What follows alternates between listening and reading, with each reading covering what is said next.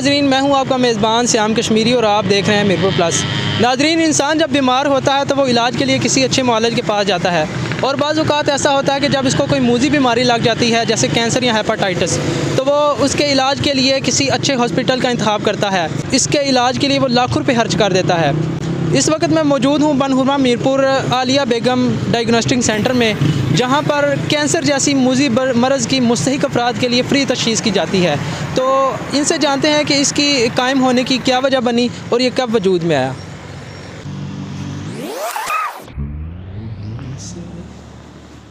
इस वक्त मेरे साथ मौजूद हैं सब्तैन भाई, जो कि माँ फाउंडेशन के चेयरमैन हैं।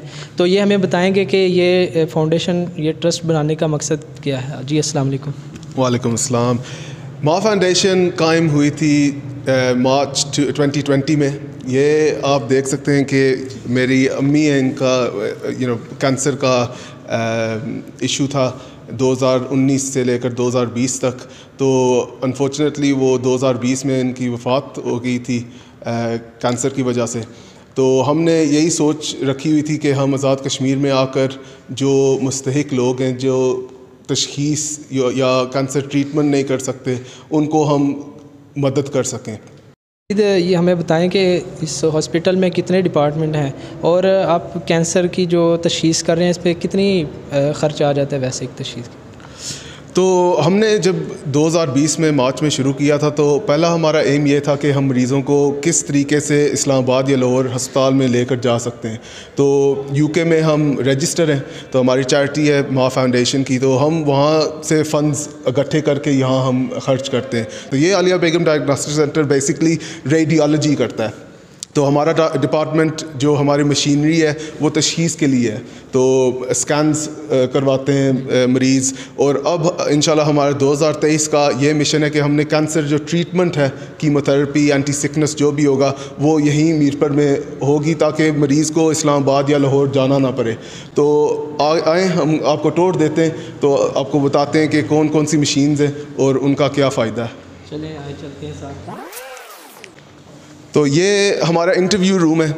इसमें हम जो मरीज़ आते हैं उनको पहले से हम असेसमेंट करवाते हैं कि वो हमको बताते हैं कि उनके माशी हालात कैसे हैं। अगर उनको कोई मुश्किलात हैं पैसे में इकट्ठे करने में, तो हमारा सिस्टम है ऑनलाइन का, तो हम उसमें डालते हैं कि उनका इनकम कितना आता है, घर में अखराजात कितने, तो वो खुद ब खुद बता देते हैं कि ये मुस्तहिक कितना हम फ़ीसद इनको ऑफ़ कर सकते हैं स्कैन्स के लिए। ये हमारा अल्ट्रासाउंड का रूम है। आपने शायद इस मशीन को पहले भी देखा होगा। ये मशीन बेसिकली जो रसोली होती है, जो अंदर में हम सस्पिशियस मास इसको कहते हैं इंग्लिश में। तो अगर रसोली का हमको पता चल जाए कि कहाँ है, उसका साइज़ कितना है, तो ये मशीन खुद ब खुद बता देती है कि रसोली एक है या उसका साइज़ कितना है। और ये मैमोग्राफी है। मैमोग्राफी का ये पहली मशीन है मीरपुर आज़ाद कश्मीर में जो चालू है। मतलब हम हर हफ्ते इसका क्लिनिक होता है। हमारा एक कंसल्टेंट रेडियोलॉजिस्ट फ़ीमेल है। ये छाती का जो कैंसर होता है फ़ीमेल्स में, वो पकड़ लेते हैं। ये मशीन जो है ये पूरे मीरपुर आज़ाद कश्मीर में सिर्फ आपके पास ही मौजूद है? जी, ये हमारा जो है ये DR सिस्टम है, डिजिटल सिस्टम है मैमोग्राफी का। इसके बाद आप जेलम में शायद आपको मिल जाए या इस्लामाबाद में। और ये मशीन जो है ये CT स्कैन मशीन है। आपने ये सुना होगा CT स्कैन के बारे में। CT स्कैन का ये होता है कि अगर आपके जिस्म में कहीं, देखो हमारे सेल्स हैं, हमारे 3 अरब सेल हम बने हुए हैं, तो अगर उसमें कोई भी नुकसान हो किसी सेल में, यहाँ मशीन से पता चल जाता है कि आपका कैंसर कहाँ चला गया है। यहाँ हड्डियों का स्कैन होता है, ठीक है। ये पूरा सिस्टम इस कंप्यूटर में आ जाती है, जो भी अलामात नज़र आते हैं। तो हमने अब 2023 में ये हमारा अंकोलॉजी का वार्ड है, अंकोलॉजी कैंसर ट्रीटमेंट का। जैसे मैंने आपको बताया था कि जो भी मरीज़ होते हैं यहाँ, हर साल में आज़ाद कश्मीर में 40,000 से ज़्यादा लोगों को कैंसर का मर्ज़ तशख़ीस होता है।